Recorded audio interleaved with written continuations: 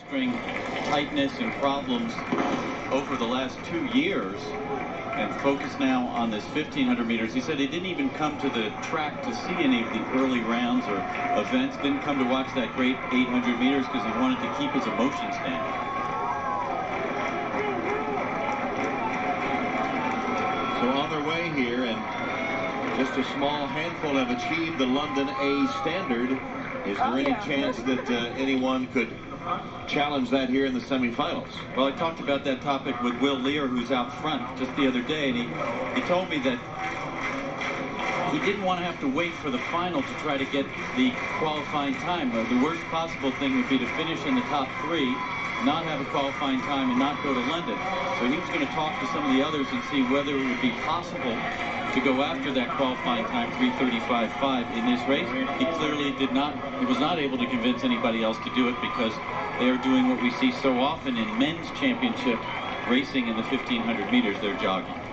Wheating, Brown, and Torrence, the only ones with the London A standard, as you saw, which is 3:35.50.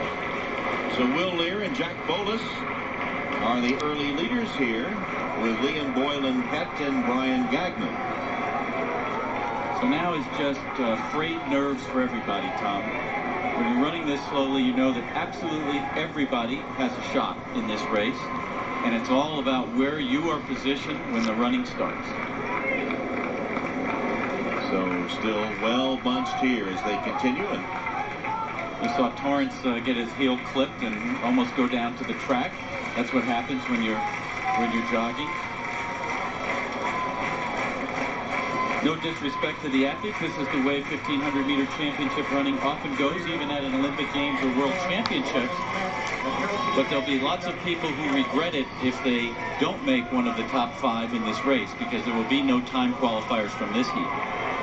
Will Leer, Jack Bolas, Liam Boylan-Pett, Brian Gagnon, David Torrence, John Mickowski, all up there amongst the leaders.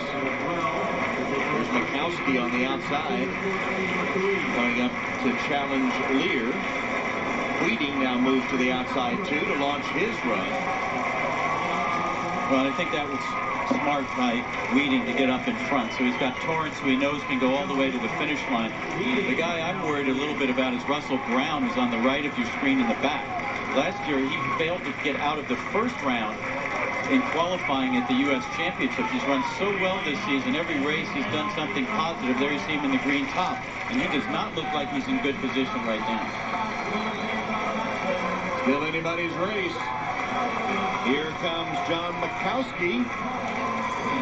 As the bell sounds, Mickowski moves up on the outside. Now, based on past performance, you would think that Wheating, come on, David, the best finish of this group. Will Leer, who's tucked in on the inside just ahead of him. You see Leer court from the left of the screen. Also is very good at finishing in these circumstances, but he's got to get not a boy. As does Wheating. Torrence now regains the lead. Dorian Ulrey into second place. Come on, David. Come on, baby. Focusing on Wheating, who really is not picking it up. Yes, stay strong, stay strong. Straight away, and it'll be the top 5 finishers, plus the next 2 fastest on time, advancing to Sunday's final. Come on, David. Come on, baby. As they sprint for the finish, and it's going to be Will Leer. Wheating, now he is picking it up and will finish second. So Leer went with Wheating second, and he waited until the home straightaway really to kick in his finishing sprint, and did get the second spot.